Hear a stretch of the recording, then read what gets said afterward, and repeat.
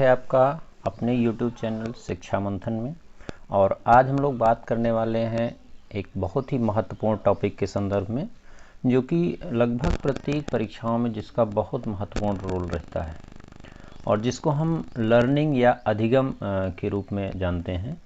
और इस पर बात करने से पहले हम ये थोड़ा सा आपसे बात करना चाहेंगे कि इसका जो रोल होता है, विभिन्न प्रकार की जो टीचिंग से रिलेटेड एग्ज़ाम होते हैं उनमें बहुत ही महत्वपूर्ण भूमिका के रूप में यह टॉपिक आपका होता है। तो आज हम लोग एक श्रृंखला शुरू कर रहे हैं जो कि अधिगम की श्रृंखला होगी। इसमें संपूर्ण जितने भी टॉपिक बनेंगे उन सभी टॉपिक्स को हम लोग क्या करेंगे कि लेक्चर बाय लेक्चर जो है इसको सीरीज चलाएंगे और इस तरह से इस टॉपिक को कवर किया जाएगा। तो आज हम लोग बात करेंगे अधिगम के अर्थ क्या होते हैं, इसकी परिभाषाएं क्या होती हैं। विभिन्न मनोवैज्ञानिकों ने इसकी कुछ परिभाषाएं दी हुई हैं, जिनमें से बहुत महत्वपूर्ण परिभाषाएं जो हैं उन्हीं को हम इसमें शामिल करेंगे। और प्रायः देखा जाता है कि विभिन्न परीक्षाओं में इनको पूछा भी जाता है। तो जो एग्ज़ाम की दृष्टि से बहुत महत्वपूर्ण है उन्हीं कोटेशन को हम यहाँ पर लेंगे। आइए शुरुआत करते हैं। अधिगम। ये अधिगम, जैसा कि हम जानते हैं कि अधिगम जो होता है वह एक प्रक्रिया है, और वह प्रक्रिया किस चीज़ की है? किसी भी चीज़ को सीखने की है। तो सीखने की जो प्रक्रिया होती है उसको हम क्या कहते हैं? अधिगम कहते हैं। और हम ये भी कह सकते हैं कि यह जो प्रक्रिया होती है इसमें व्यक्ति के व्यवहार में परिवर्तन आता है, और जब व्यक्ति के व्यवहार में परिवर्तन आता है तभी हम उसको क्या कहते हैं? अधिगम की प्रक्रिया कहते हैं। तो ये जो एक शब्द है व्यवहार में परिवर्तन, इस व्यवहार में परिवर्तन को हम थोड़ा सा समझ लें कि परिवर्तन किस तरह का होना चाहिए। तो यहाँ पर सबसे पहली बात तो ये है कि अधिगम का जो आशय है वो क्या है? वो सीखने से है, जैसा कि अभी हमने आपसे बताया, और जिसके फलस्वरूप क्या होता है कि व्यक्ति के व्यवहार में परिवर्तन आता है। अब ये जो परिवर्तन शब्द है, यह परिवर्तन किस रूप में होना चाहिए, जिसको हम सीखना कहेंगे या जिसको हम अधिगम कहेंगे। तो यह जो परिवर्तन है वह किसके द्वारा होना चाहिए? अभ्यास के द्वारा होना चाहिए। पहली चीज़ क्या है कि वह परिवर्तन अभ्यास के द्वारा हुआ हो, यानी कि किसी प्रकार के उत्तेजक पदार्थों के सेवन के फलस्वरूप वह परिवर्तन नहीं हुआ हो।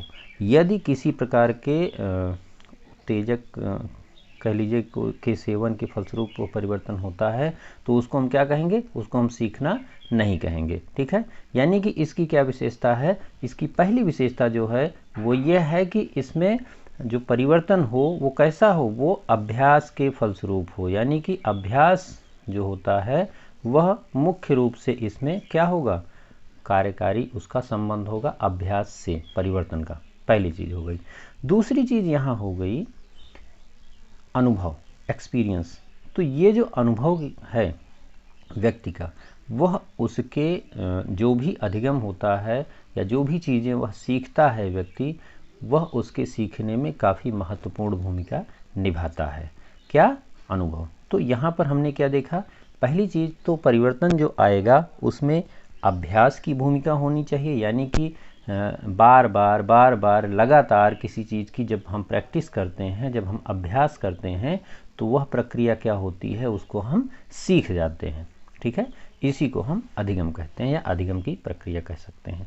दूसरी चीज़ क्या है? अनुभव। व्यक्ति को जीवन के साथ विभिन्न प्रकार के अनुभव होते हैं और इन्हीं अनुभवों के आधार पर भी वह जो है बहुत सारी चीज़ें सीखता रहता है। तो एक्सपीरियंस भी इस परिवर्तन का आधार माना जा सकता है। तो इस तरह से हमने क्या देखा कि जो ये आपकी अधिगम की प्रक्रिया है वह संपन्न होती है या वो निरंतर चलती रहती है, जिसके फलस्वरूप व्यक्ति के व्यवहार में परिवर्तन आता है। ठीक है, अब हम बात करेंगे कुछ परिभाषाओं की, जो विभिन्न मनोवैज्ञानिकों ने परिभाषाएं दी हैं, और वह परिभाषाएं आपकी परीक्षा में कहीं न कहीं किसी न किसी रूप में अवश्य पूछी जाती हैं। तो यह बहुत ही महत्वपूर्ण परिभाषाएं हैं, इनको विशेष रूप से देखने और अपने मस्तिष्क में स्थान देने की आवश्यकता है। ठीक है, तो चलिए देखते हैं। पहली परिभाषा जो है आपकी वह क्या है? वो है रिली एंड लेविस।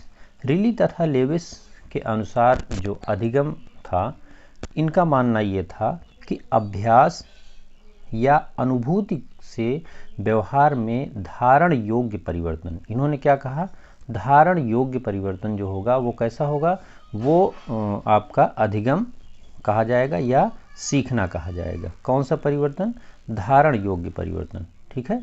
तो ये धारण योग्य जो परिवर्तन है वो कैसा है, रिली एंड लेविस के अनुसार वही आपका अधिगम है या वही सीखना है, ठीक है।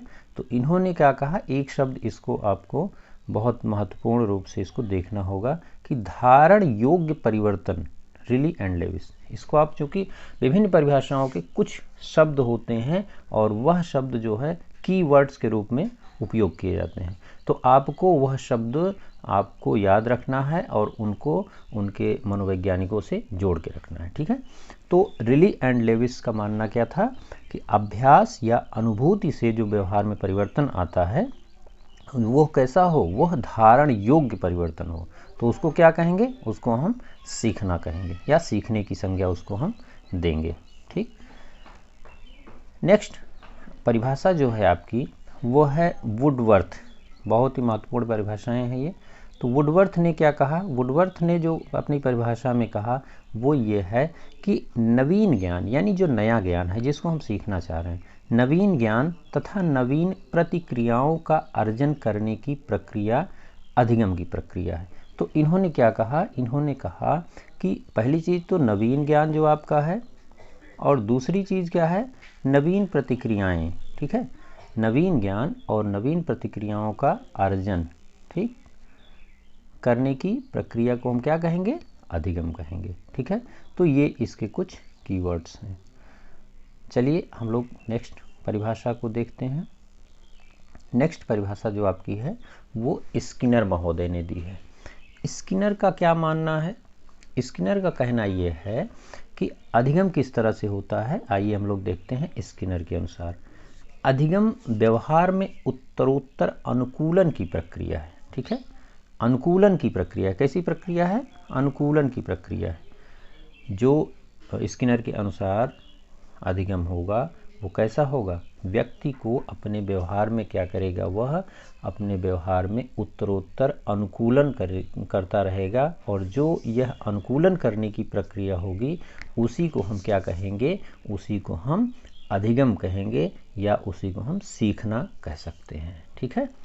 तो इनका जो मुख्य शब्द है वो क्या है, अनुकूलन या उत्तरोत्तर अनुकूलन की प्रक्रिया ही क्या है, अधिगम है, ठीक है। आइए नेक्स्ट डेफिनेशन देखते हैं। गिलफोर्ड महोदय, गिलफोर्ड की भी परिभाषा बहुत इंपॉर्टेंट है, कई बार आपकी परीक्षाओं में पूछी गई है, वो चाहे टेट की परीक्षा हो या इससे रिलेटेड और भी जितनी परीक्षाएं होती हैं उनमें भी इसका कहीं ना कहीं इससे आपका सामना हो जाया करता है। चलिए देखते हैं गिलफोर्ड महोदय ने क्या कहा। तो गिलफोर्ड महोदय ने कहा कि व्यवहार के कारण व्यवहार में आया कोई परिवर्तन, ठीक है, व्यवहार के कारण व्यवहार में आया कोई भी परिवर्तन, व्यवहार के कारण क्या है, व्यवहार में आया कोई भी परिवर्तन क्या होगा, वह आपका अधिगम कहलाएगा। किसके अनुसार, गिलफोर्ड महोदय के अनुसार। तो इसमें जो मुख्य शब्द है वो क्या है, व्यवहार के कारण व्यवहार में आया कोई भी परिवर्तन, ठीक,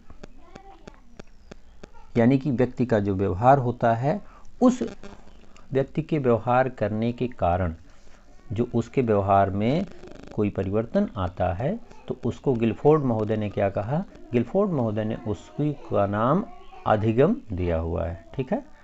चलिए नेक्स्ट देखते हैं। नेक्स्ट बहुत ही महत्वपूर्ण है मनोवैज्ञानिक क्रो एंड क्रो या क्रो एवं क्रो के अनुसार क्या कहा गया कि आदतों ज्ञान, ठीक है, व्यक्ति की जो आदतें होती हैं, जो उसका ज्ञान होता है, तथा अभिवृत्तियों का अर्जन ही अधिगम है।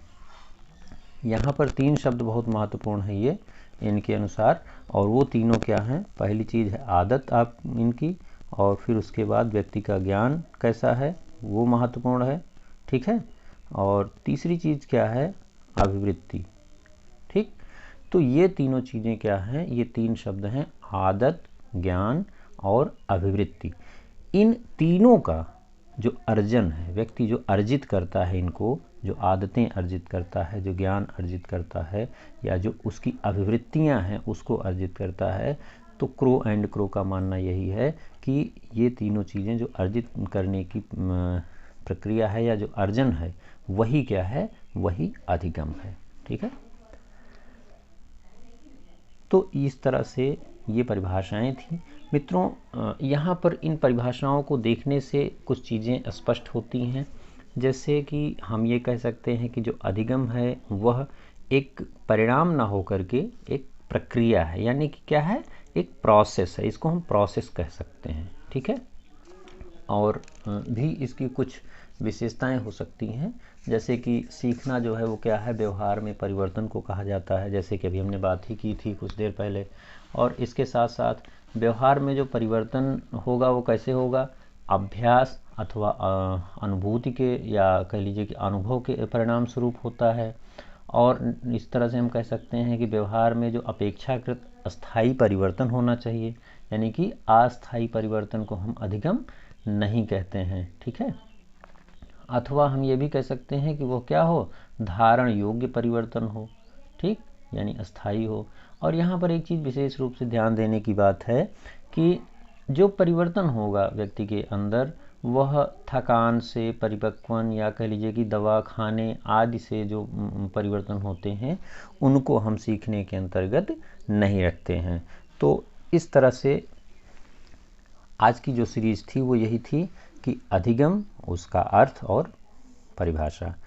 नेक्स्ट सीरीज में इसके हम अगले वीडियो के रूप में इसको हम देखते हैं, अधिगम के और जो भी टॉपिक्स होंगे उसको हम कवर करते हुए चलते हैं। ठीक है, उम्मीद है कि आपको ये वीडियो पसंद आया होगा। और ठीक है, थैंक यू वेरी मच, मिलते हैं नेक्स्ट वीडियो में।